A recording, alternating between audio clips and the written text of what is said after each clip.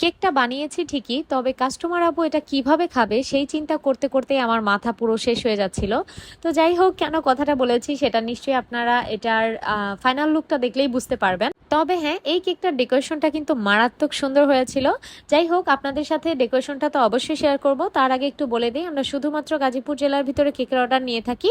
এমনকি গাজীপুর জেলা হওয়া সত্ত্বেও যদি আমাদের লোকেশন হতে আপনাদের লোকেশন খুব বেশি দূর হয়ে যায়, সেক্ষেত্রে আর ডেলিভারি করা হয় না। তো এবার চলেন ভিডিওর মূল টপিকে আসা যায়। কেন বললাম যে কাস্টমার আপু এটা কিভাবে খাবে সেই চিন্তা আমি করছিলাম, সেটার একমাত্র কারণ হচ্ছে এই ডিপ কালারটা। মানে যেহেতু আমি এখানে প্রচুর পরিমাণে একটা রেড মেরুনিশ টাইপের কেক করেছি, তো সেটার কথা ভেবেই আমি ভাবছিলাম যে এই ক্রিমটা খেতে তো অনেক বেশি তেতো লাগবে, আর কেকের টেস্টটাও আসলে নষ্ট হয়ে যায়।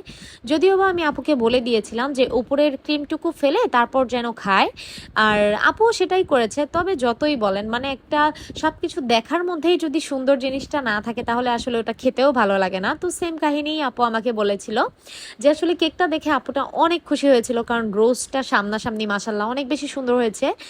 আর আপু যখন এটা খায় তখন নাকি একটু অন্যরকম লেগেছে।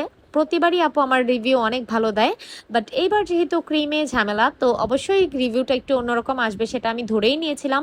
আর আপু জেনেই মূলত অর্ডারটা করেছিলেন যে এটার ক্রিমটা খেতে তেতো লাগবে। তো কিছু করার নেই। আর আপনারা অনেকেই জিজ্ঞেস করেন যে এই ধরনের রেড কালারের ক্রিম কিভাবে দেন, আপনারা যে গাঢ় কালার করেন সেগুলো কি খেতে তেতো লাগে না?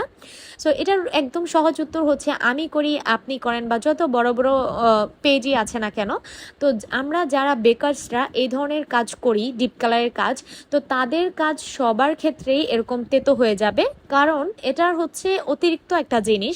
আমরা সবাই জানি যে অতিরিক্ত কোনো কিছুই ভালো না। তেমনি যেহেতু আমাদের এই ডিপ কালার আনার জন্য অনেক অনেক পরিমাণ ক্রিমের মধ্যে কালার দিতে হয়, সেই জন্য এই জিনিসটা খেতে তেতো হয়ে যায়। তবে হ্যাঁ, যদি আপনাদের একান্তই ডিমান্ড থাকে যে সমস্যা নেই, আমরা তেতো কেকই খাবো, বাট আমাদের কালারটা এটাই চাই, তাহলে আমরা করে দিতে পারবো, কোনো প্রবলেম নাই। তেমনই হয়েছিল এই কেকটার সাথে। মানে আপুর রেড কালার থিম, তো আপুর থিমের জন্য হলেও আপুর কেকটা রেডি লাগতো, যে কারণে আপুটা কেকটা নিয়েছেন।